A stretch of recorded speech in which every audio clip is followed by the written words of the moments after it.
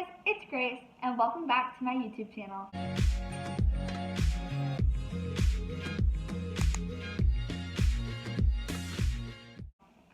Today we are obviously in a different setup. We're in my living room, and we have a special guest today, my sister Madison. Hi. And today we are going to be reacting to a video.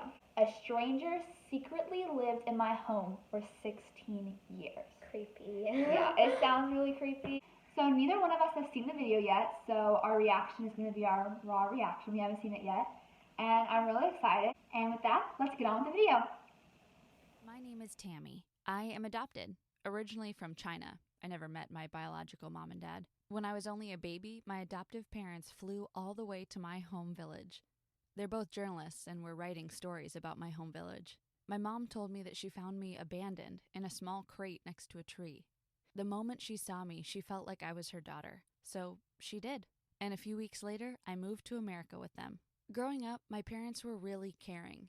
We celebrated birthdays, Christmas. We went on fun holidays. There was only one thing that I felt was a bit off about my parents. They were very secretive about this one room in the house. My mom put a strong padlock on the door, and I think the video is exaggerated because what parent actually puts all these chains and a big old lock on the door? No, because like if your friend comes over, it's like, what's that room? I don't know, I've never been, and like, this is your house. How long have you lived here for? Oh, Again. my life. Kidnappers. Yeah, they probably kidnapped someone again. I spotted my dad coming out of the room, drenched in a red substance. When I asked him about it, he said that he was experimenting with something for work, so I just forgot about it. A few years later, when I was about 8 years old, something really strange happened. One night, while laying in bed, I heard a tapping sound coming from the room. I put my ear against the door. The tapping sound was coming from inside, and it sounded like a girl singing. I made sure my parents weren't awake, and I turned the doorknob. Surprisingly, it was unlocked, so I entered. There was a big white sheet hanging from the ceiling. It seemed like it was covering a bed. The girl's singing became louder. Just as I was about to pull the sheet away, my parents were screaming, "Tammy, what did we say? You're not allowed in here!" They yanked me out of the room and put me back into bed. Both the worried eyes. Dad explained that it was a research project for his job. I pretended to fall asleep, and my mom told my dad, "She's getting curious. We need something to keep her occupied." The next morning, the room was It disappeared. as if nothing was ever there. That morning at breakfast, my parents announced that they were going to adopt a boy, and he was moving into that room. And he did. So they're adopting a boy, and they're putting the boy in the room where they potentially kidnapped a child. But where did that stuff go? They didn't say where they put it. Is there like another room that they hid that person in? At this point, I really do feel like they kidnapped somebody. Just like they kidnapped her when she was a baby. There's someone in, like, the title basically says that someone. Oh yeah, that's right. Yeah, they're kidnappers. We became a happy family. I really loved my new brother. We did everything together. On my 15th birthday, he got me a key-shaped pendant necklace. Since then, I've never taken it off. It was like I completely forgot about that mysterious room. A few days after my birthday, my mother came rushing into my room. "Did you see someone running through the house?" She was hysterical. At first, I thought she was making a joke. I laughed, but then realized she was serious. No. The kidnapper ran away. Or the kid that got kidnapped ran away. Yeah. Mother jumped in her car and drove off. This was so weird. No one else to the basement to start folding the laundry. That is when I spotted an open door.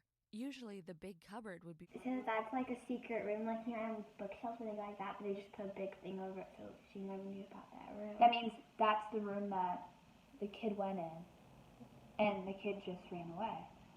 So the mom's probably like trying to grab the kid and be like, "No, go back to the room."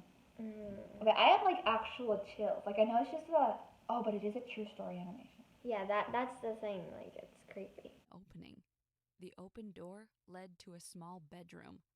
I was in total shock. Inside was a bed, bedside table, drawings, girl clothes, and a few toys. Was someone living in here?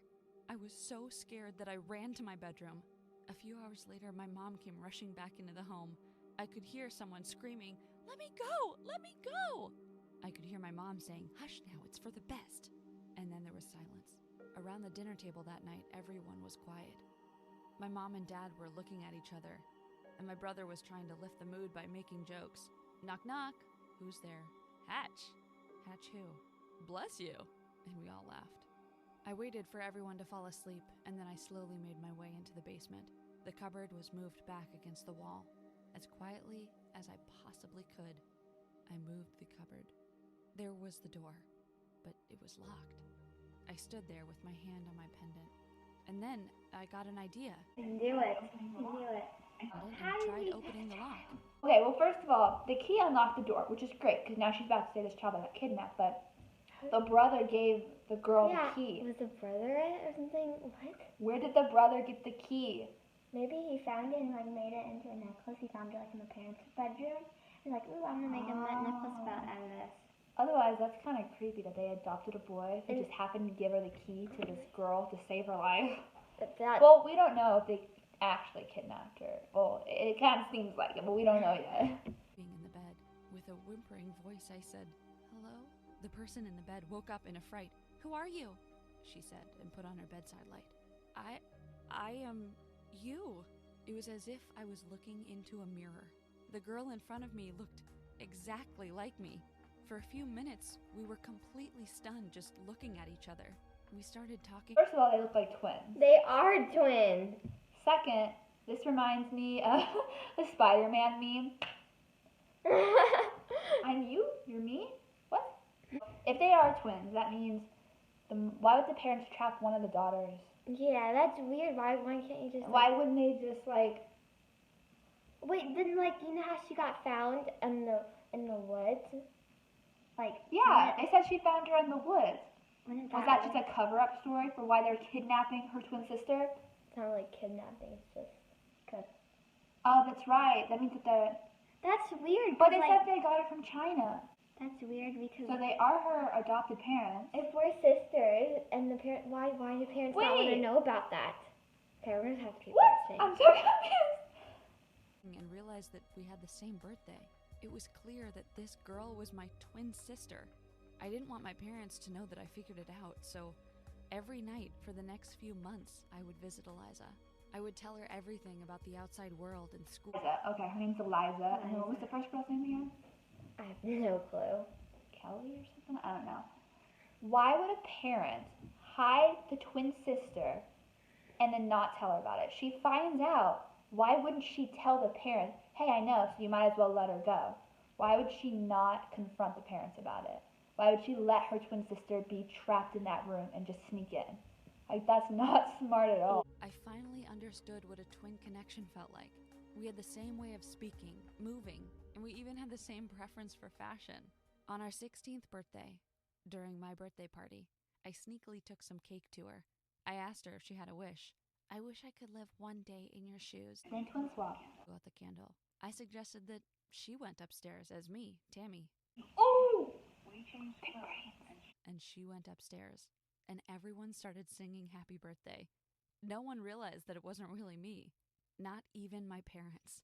Since our 16th birthday, we would swap places a lot more. Eliza was a genius. Once she even went to school like me. Our maths teacher wrote a difficult equation on the board. Eliza put up her hand to try it out. "Tammy, are you sure you want to give this a try?" Tammy. The teacher asked. "Yes, I'm sure." And Eliza got it right. Everybody cheered. Imagine having a sibling that you got to trade spots with. They liked going to school, and you could just chill out at home. Be like, okay, go to school, go do my work. I've always wanted a twin. Yeah, but if they did go to school and do their work and stuff, that means they would have their school life. And they'd have to, like, know their friends. I would do sports and social. At the school's weekly football match, I cheered, and a boy, Sam, caught my eye. He blew a kiss at me.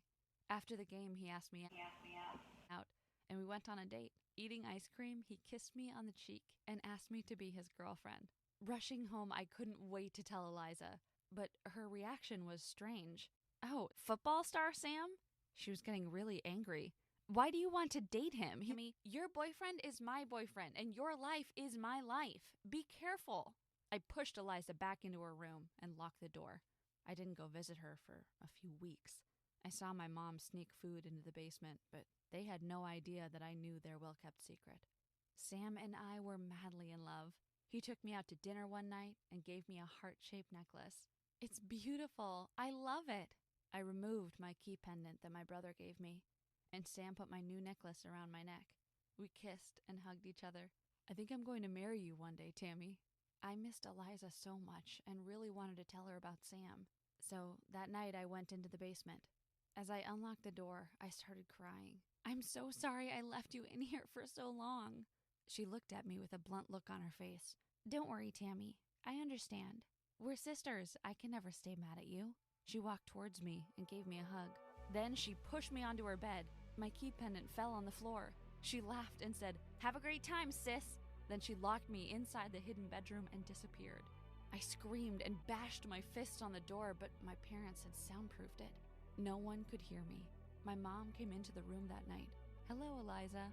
I jumped and ran to her. "Mom, it's me, Tammy. Eliza locked me inside this room. Please, let me out." My mom slapped me across the face. "Stop trying to get out of here, Eliza. You know it's better for you to stay inside." I cried, but my mom didn't believe me. My mom would visit me every night thinking that I was Eliza. "What's wrong with Eliza?" I asked my mom after a few weeks.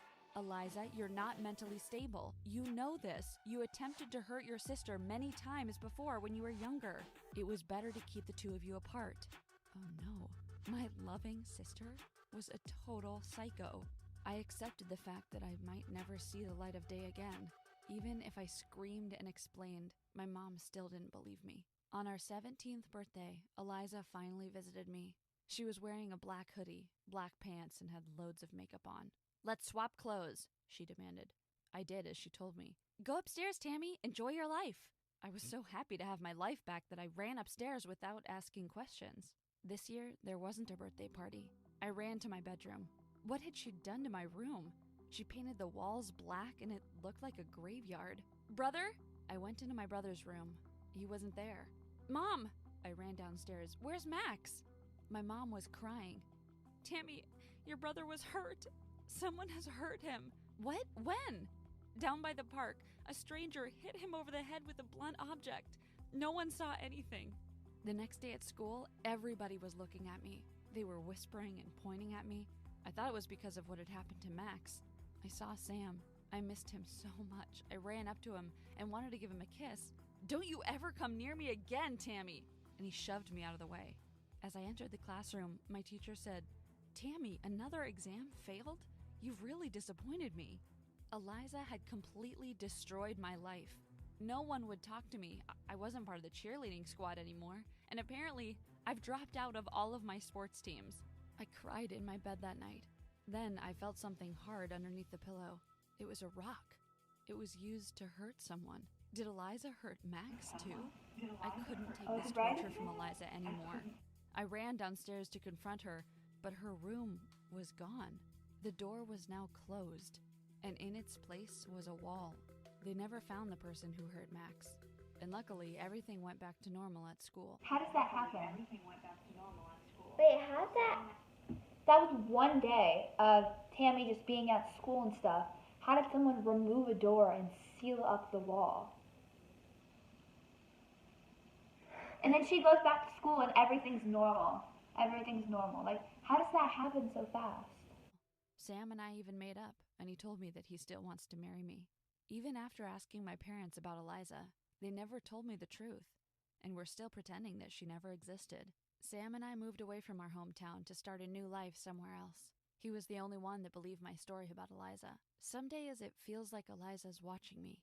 Even when I'm walking in a shopping mall and my eyes catch my reflection in a mirror, I gasp, because I think it's her. I don't know what happened to her. Sam and I would move around quite a lot in fear that Eliza would find us and destroy our relationship again, like she did in the past. One holiday, Sam and I went to visit my parents. I spotted a letter on their counter from a mental institution. Turns out Eliza was permanently admitted and was being cared for under strict supervision. Sam and I could finally relax and start our own family. And guess what? I found out today that I'm pregnant with twins. Oh my Oh, god. that's the end of it. That was actually really good. In the beginning, though, it was really confusing. Yes. I was very confused. I'm still a little confused. But, so she's pregnant with twins. Imagine one's a psycho, and then one's a sweet. Alright, well that is the end of today's video. If you want to see the original video that we watched, we will leave it a link in the description down below. And we hope you guys liked today's video. If you did, make sure to leave a big thumbs up. Comment down below any other ideas that you guys would want to see for a future video. And make sure you subscribe and turn on that notification bell so you guys know every time we post a new video. And that's it for today's video. Bye!